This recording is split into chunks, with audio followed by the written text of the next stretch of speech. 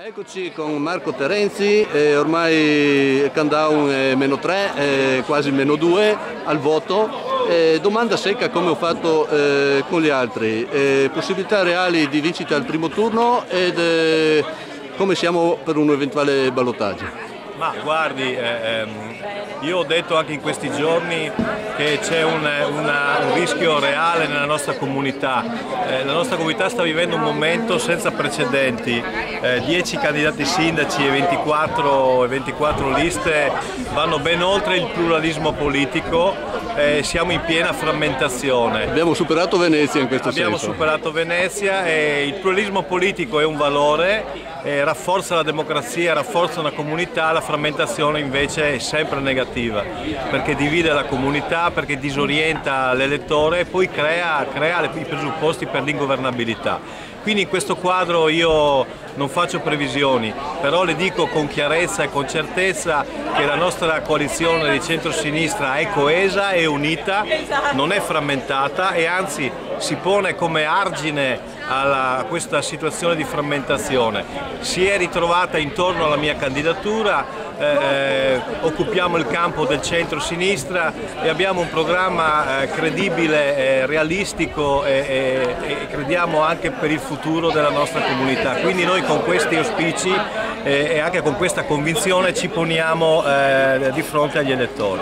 Allora, visto che non vuol fare numeri, li faccio io perché me li hanno dati, mi sono arrivati sul sito, ma anche confrontando con gli altri candidati alcuni hanno confermato, perché danno lei è sempre stato al primo posto, lo danno anche percentualmente intorno al 32-33%.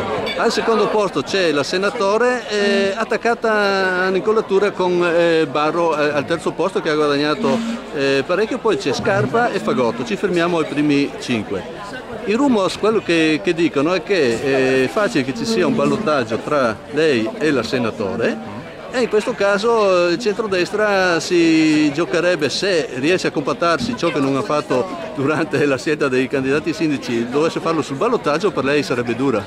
Ma guardi, per me sostanzialmente non cambia nulla. Ci siamo presentati nella comunità con questa coalizione, il candidato sindaco Marco Terenzi si è presentato con la sua faccia, con la sua storia, con la sua esperienza. La nostra coalizione ha un progetto per la città, questa è la situazione in questo primo turno, molto probabilmente sarà anche la situazione per il ballottaggio. Quindi molta tranquillità, molta serenità, una cosa è certa, noi non ci come dire, alleeremo con coloro che hanno lavorato in modo consapevole e cosciente per dividere. Questo non è ciò di cui ha bisogno Portogruaro e per cui noi saremo coerenti con questa nostra visione.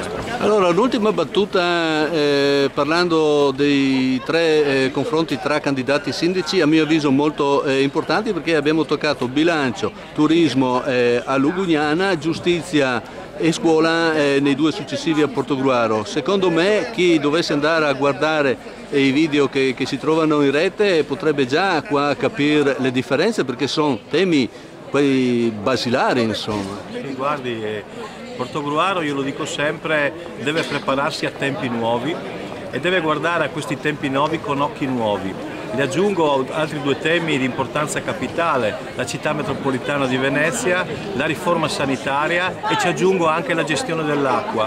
Quindi sono tre temi di cui noi dovremmo in qualche modo farcene carico in una dimensione però di area vasta, perché le decisioni vanno ben oltre il perimetro del comune di Portogruaro. Lei ci sarà in municipio durante lo spoglio e seguire il voto, per dirlo a chi volesse andare? Sì, certamente. Sarò presente al mio comitato elettorale, invito anche tutti i cittadini a venirci a trovare e sarò evidentemente, quando sarà il momento, anche in municipio. Grazie. Grazie a lei.